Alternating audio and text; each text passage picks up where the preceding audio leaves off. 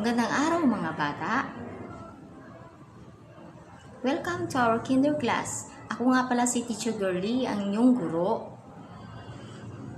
Excited na ba kayo sa ating pag-aaralan ngayon?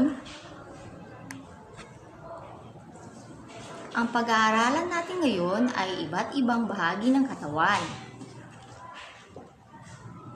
Narito ang katawan ng isang babae. Katulad mo, katulad ko, mayroon tayong katawan o sa Ingles, body. Ulitin nyo nga mga bata, ang ating katawan ay may iba't ibang bahagi. Isa-isahin natin ang ating bahagi ng katawan. Simulan natin sa itaas ng bahagi ng ating katawan o tinatawag na ulo. Noo,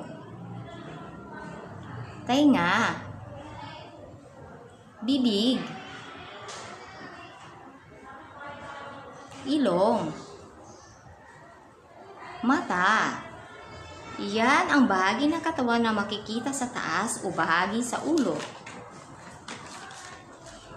Ngayon naman ang gitnang bahagi ng katawan na tinatawag na torso. Braso, baywang, tiyan, kamay,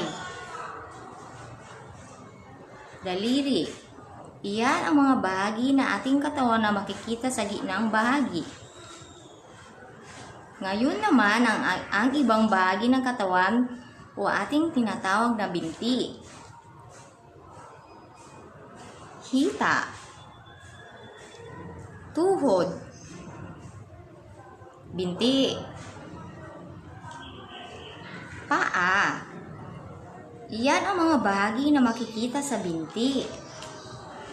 Ngayon naman ang likurang bahagi ng ating katawan. Batok, siko,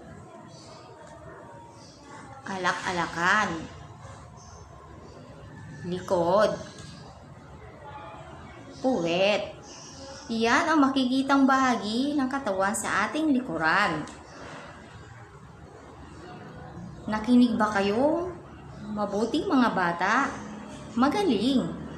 At dahil nakinig kayong mabuti, tayo ay maglalaro.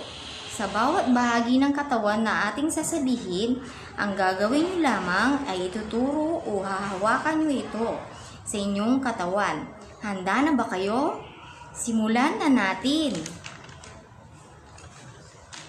Paa, mata, tainga, bibig, buhok. Ang husay nyo sa ating laro mga bata. Nag-enjoy ba kayo? Magaling. Isang malakas na palakpak para sa inyo. Bago tayo magtapos, ilang paalala muna nais iwan sa inyo. Mahalaga ang ating katawan at bahagi nito. Kaya dapat nating alagaan, panatilihin, nating malinis at ating itong palusugin. Naway nag-enjoy kayo sa ating klase at marami kayong natutunan sa ating klase. Paalam!